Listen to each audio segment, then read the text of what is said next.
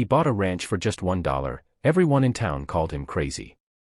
But by the end, when the truth behind the locked room was finally revealed, no one could hold back their tears. If you feel something by the end of this story, don't forget to hit that like button and subscribe to the channel. We've got more real, raw, and inspiring stories coming your way. It all started when Luke Harper, a single father of a quiet little boy named Eli, packed up everything they owned into a rusty old truck and drove across 2 states to a forgotten patch of land in the Arizona desert. Luke had lost his wife 2 years earlier in a car crash that left him shattered. He wasn't just running from the city, he was running from memories, from the hospital bills, from the pitiful looks people gave him when they saw him and trying to raise a child who barely spoke anymore. The ranch was abandoned, dry, and full of creaking wood and ghost stories. Locals said it was cursed. That a little girl had lived there once who never spoke a word and never opened the last room down the hall. That room had been locked for years, and no one had dared to open it since the girl vanished. Luke didn't care about the stories. He needed a fresh start. A place where Eli could find peace, maybe even find his voice again. The first few weeks were hard. The wind blew sand through the cracks in the windows. Coyotes howled at night. The water pump barely worked. Luke spent his days repairing fences, painting walls, and trying to make the kitchen feel like a home again. Eli followed him everywhere in silence, always carrying a small red truck in his hand, the last gift from his mom. Then came the girl. She was standing by the broken gate one evening just before dusk. Pale dress. Barefoot. Eyes wide and sad, but not frightened. She didn't say her name. She didn't say anything.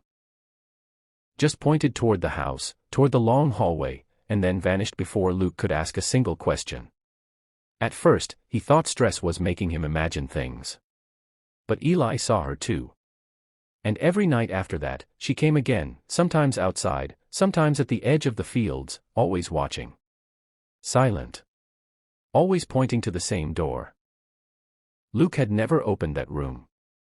The old key was rusted into the lock, and every time he touched the handle, an overwhelming sense of grief filled the air, like the house itself was crying. But the girl wouldn't stop coming. And Eli, who hadn't spoken since the accident, began to change. He started drawing again, drawings of the girl, the room, and sometimes, a woman in a rocking chair, always crying. He would leave the drawings under the locked door, whispering things when he thought Luke wasn't listening. One night, when the air was still and the stars brighter than ever, Luke finally opened the door. The room smelled of lavender and dust. A child's bed, untouched for decades. Faded wallpaper. A diary on the nightstand. The first entry read, "Mama says I don't have to talk if I don't want to. But the silence makes her cry more." As Luke read more, the story unfolded. A young girl, mute since her father left. A mother battling loneliness and grief in the silence. And a stormy night when the mother vanished, never to return. The girl had been sent away. No one had ever opened the room again. Luke broke down. Not just for the girl. Not just for the mother. But for himself, for all the pain he had buried, for all the nights Eli needed him to talk, to hold him, and he hadn't known how. Eli came and sat beside him, holding his red truck. "She was waiting," Eli said softly. Luke stared at him, stunned. "You can talk." "She helped me," Eli whispered. "She said you would understand now." From that night on, the girl never came back. But something had changed in the house. The air felt lighter. The sun touched every corner.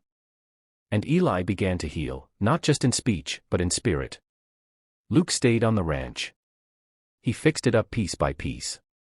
He turned it into a refuge for single parents and children who had lost their voices in grief. He named it the Whispering House, in honor of the girl who taught him that sometimes, the loudest pain is carried in silence. Years later, people still ask Luke why he bought a haunted ranch for just $1. He always smiles and says, "Because that $1 bought me my son back." If this story touched your heart, let it live on, leave a like, subscribe, and share it with someone who might need a reminder that healing often comes in the most unexpected ways.